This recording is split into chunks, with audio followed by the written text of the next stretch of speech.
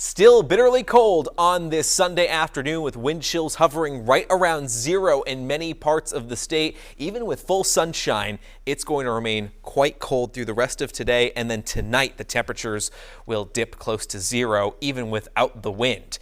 Then our next system arrives later tomorrow into Tuesday morning. With it comes a round of some light snow. It could create some slippery travel in spots, but it's not looking to be a major storm system.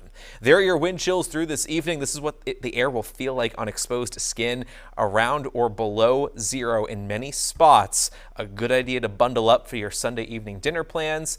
Certainly if you're going to see a Christmas light show this evening, take it very careful outside. You really want to avoid being outside for more than, say, a half hour at a time, especially exposed skin could be susceptible to things like frostbite in just a matter of about 15 to 20 minutes.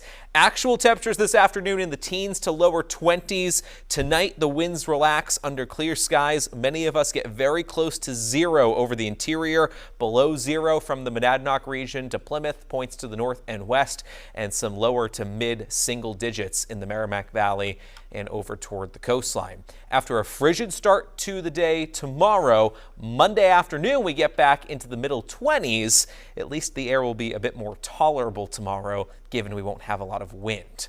Tuesday, Wednesday, highs are back in the 30s.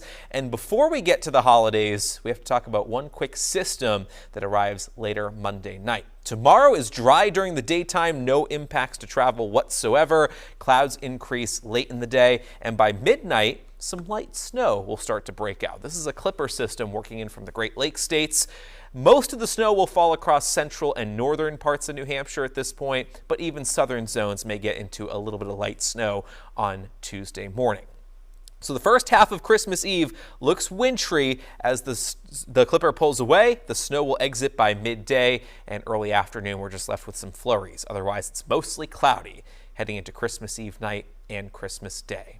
A coating to maybe an inch or two across much of the state, and then the higher elevations of the White Mountains could pick up 2 to 4 inches of snow. And again, that could create some slippery travel during the first half of Christmas Eve. If you're traveling locally, just kind of factor that weather into your travel plans, but much lower travel impacts come Christmas Eve afternoon and night. Christmas Day is mostly cloudy with temperatures close to freezing, and it's chilly and dry for the first night of Hanukkah.